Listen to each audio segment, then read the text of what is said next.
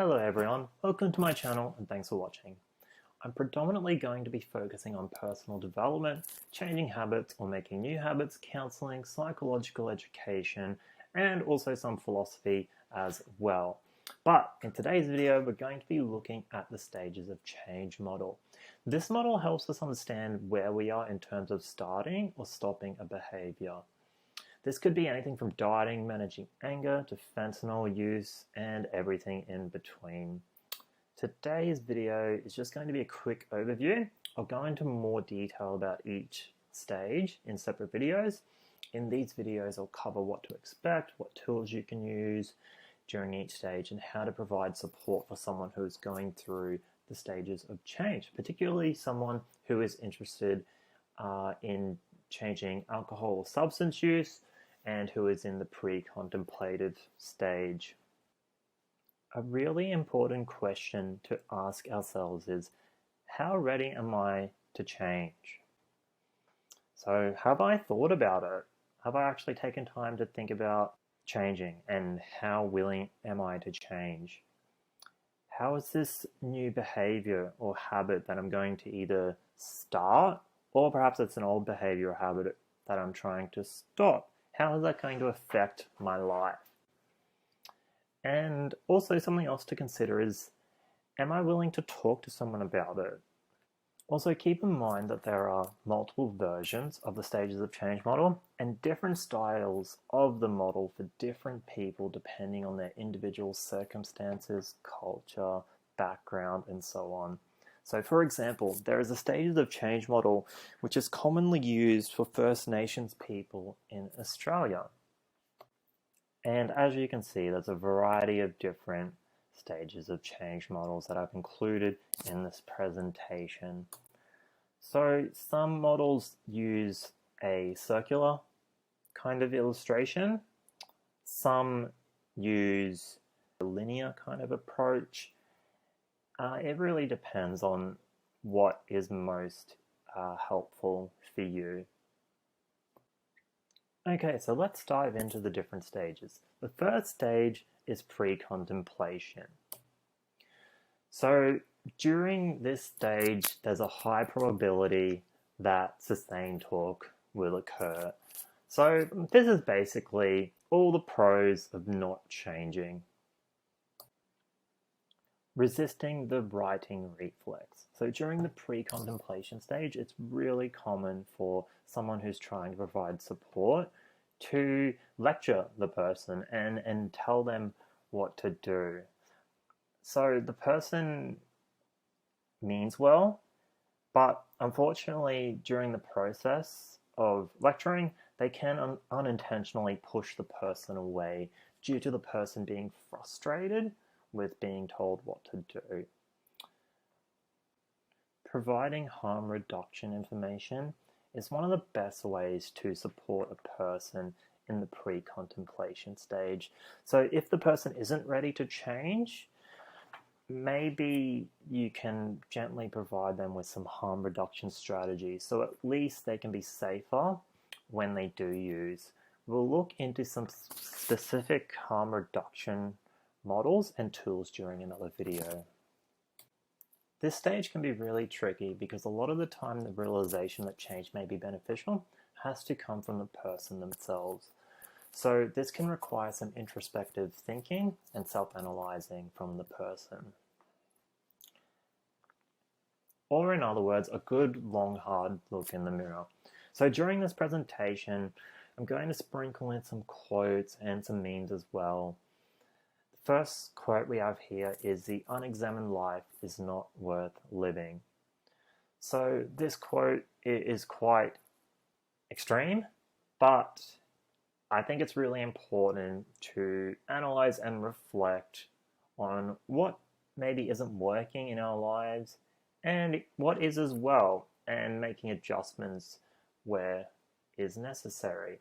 So it can be really hard for most people to do this, including myself. Humans are great at avoiding things that can cause short-term stress or anxiety, even though that short-term stress will probably provide so much long-term comfort and benefit.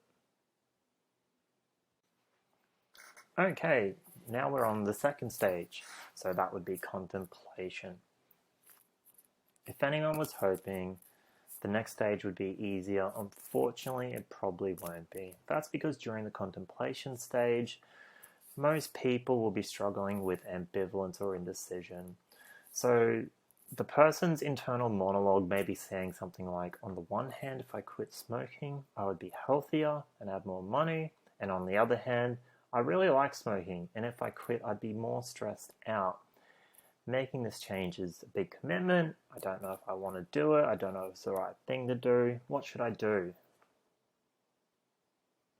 We've all experienced ambivalence or indecision at one point or another during our life, and it can be really uncomfortable and can cause us a lot of short-term suffering. It feels easier to try and ignore it, but with the appropriate psychological tools, you can make this stage more manageable. So during this stage, be patient and kind to yourself, and if you're a loved one trying to help and support a person, be patient with that person as well. You may find that during this stage they may bounce back between pre-contemplation and contemplation, which is normal. That happens a lot. The best thing you can do though is to be patient and kind and help the person work through that ambivalence. During the contemplation stage, if you find that you're really struggling, one very basic thing you can do right away is to create a pros and cons list. So that would be the pros and cons of changing and not changing. So I've done this a couple times myself. Some people don't like using a pros and cons list, and some people find it can be really helpful. So give it a go and see what you think. As I was saying just a moment ago, during the contemplation stage, there is a lot of ambivalence, which can cause a lot of stress and anxiety. So I think this quote is really applicable and relevant during the contemplation stage. What we tend to find is that a lot of the things that we stress over and get anxious about never really comes to pass, and it can cause us a lot of suffering for no reason really when we think about it. Obviously, it's easier said than done to not stress and not to experience anxiety, especially when we're in the contemplation stage, but it is something just to consider and to think about, I suppose. Okay, so the third stage is the preparation stage. So this is where the person has made the decision to change their behavior or habit. So that could be starting a new one or stopping a previous habit or behavior. But there are going to be a lot of questions now. So for example, how long will this take? Or how much am I going to change the behavior? So if I'm smoking cigarettes, for example, am I going to abstain? Am I going to cut back? And also, something else to consider would be, how is this change going to impact other components of my life? So at this stage, if a pros and cons hasn't already been done, it may be helpful to do so, as it will help identify things such as triggers, high-risk situations, mental health concerns, and so on. So, for example, a con of changing smoking may be additional stress. So stress may be a trigger for this person, and learning how to manage additional stress will help the client when they're feeling triggered. So during the preparation stage and in the contemplation stage as well, you're probably going to start hearing some more commitment talk. So they may say something like, I'm ready to stop, or I'm ready to make a plan. So while those examples are quite obvious, there can be some more subtle ones. So it's really important to listen out for that change talk, no matter how small it is. Some well thought out goals using a goal setting model or template, as well as decision making and problem solving models, can be really powerful and tremendously helpful during this period and during this stage. So some of the most talented and successful people use goal setting models and use decision-making models. So I think if they're good enough for people like that, they're good enough for you and I as well. While developing your plan, it's a good idea to let someone close to you know that you're in the process of making this change. So this is great for a number of reasons. One, they may be able to offer support in some other way that maybe you haven't even thought of. Number two, if someone else knows about the plan, it may motivate you to stick to it. And three, they may be able to just offer you moral support, you know, when you're feeling a little bit down or feeling stressed or anxious about it. If the person is struggling to make progress with the change that they want to make by themselves, it may be helpful for them to seek professional help as well. Okay, so we have another quote now by Zeno. So this is a Stoic philosopher, the founder of Stoicism, actually. So the quote is, "Well-being is attained by little and little, and nevertheless is no little thing itself." So I think this quote illustrates the small actions that add up and compound over time to make change. So it can seem like there is little or no progress being made in the beginning, but over time it all adds up. And I think from time to time we have a habit of forgetting that, you know, sometimes we want, I think most times actually, we want instant gratification, right? So we'll stick to something for a short period and we don't see the change that we want to see, and it can be really tempting to give up or to stop. So, you know, I think this quote illustrates stick with it, little by little we'll make it. Okay, so the fourth stage is action. So this stage is pretty straightforward. It means that you're trying. So as long as you've implemented your plan in some way, you're in the action stage. So this may look vastly different for different people depending on what their goal is. So their habit or behavior that they're either trying to start or stop. So during this stage, it's a good idea to keep a diary to track your progress and to maintain connections with your support team. So it's very common to hear continued commitment talk during this stage, so you definitely want to hear that. Implementing a change diary can be really helpful as well, just to track your progress. Managing cravings and withdrawals is paramount during this stage. So learning some psychological concepts about cravings, urges, and withdrawals can help the person make sense of what they are going through. Our next philosophical quote is by Seneca. So, whatever can happen at any time can happen today. When we're concerned or anxious about failing, we tend to procrastinate. But failing is just part of the process, and we can always try again. Our next stage of change is maintenance. So this is also a pretty straightforward stage. So basically, you're sticking to the changes that you've made. During this stage, it can be pretty easy to let your guard down, so it's important to stay vigilant and stick to what you set out. Managing mental health is very important at this stage, as with all the other stages as well. Seek professional support if you're having thoughts about harming yourself.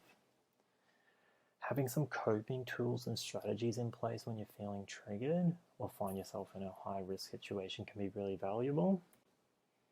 And seemingly irrelevant decisions is something that's very important, but it's a subject I'll dedicate an entire video on. But essentially, a seemingly irrelevant decision is where by small actions, it can result in a lapse occurring. So as I said, we'll go into that in more detail in a different video. Our next quote is by a Stoic philosopher, Epictetus. Progress is not achieved by luck or accident, but by working on yourself daily. Alright, we're now at the final stage, lapse and relapse. So a lapse and a relapse are somewhat similar, but are also different at the same time. We'll use abstaining from cigarettes as our example again. An example of a lapse may be that you smoked a couple of cigarettes after finding out some bad news, which triggered you. After you have a couple of cigarettes, you decide that you're not going to smoke anymore, and you resume abstaining. So if the person didn't decide to stop smoking and resume abstaining, then this would be considered a relapse. So basically, a lapse is a slip-up and a relapse is returning to the previous pattern of behavior or returning to the previous habit. So once again, your mental health is paramount during lapse and relapse. If you find yourself in the lapse or relapse stage, don't be hard on yourself. It's extremely common for people to have more than one lap around this model while they're trying to change a habit, and that's totally fine. Be kind to yourself and learn from your mistakes. During this stage, a lot of people benefit from practicing self-compassion and learning about healthy guilt, unhealthy guilt, and shame. During the lapse and relapse stage, it's really helpful to have a contingency plan in place. So that might be with a loved one or a friend who can get you back on track when you have a slip up. Our last quote is by Epictetus again. It's not what happens to you, but how you react to it that matters. So we all make mistakes, we all slip up from time to time. It's not the end of the world. Okay, we're just going to wrap it up now and focus on a couple of main points from the presentation.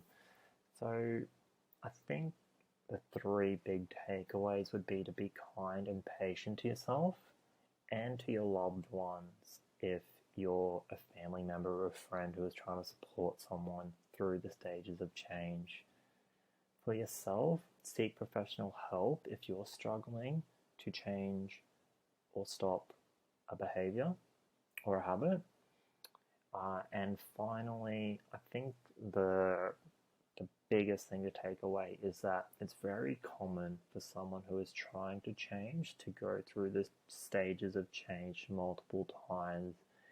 And also, just to reiterate, it's not always a linear process.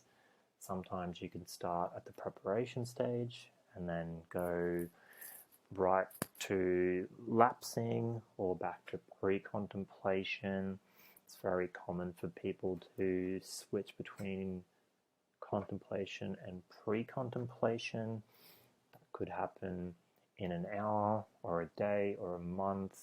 So that's very common. And those are the three main takeaways from the presentation. Thanks for watching, and I hope this was helpful.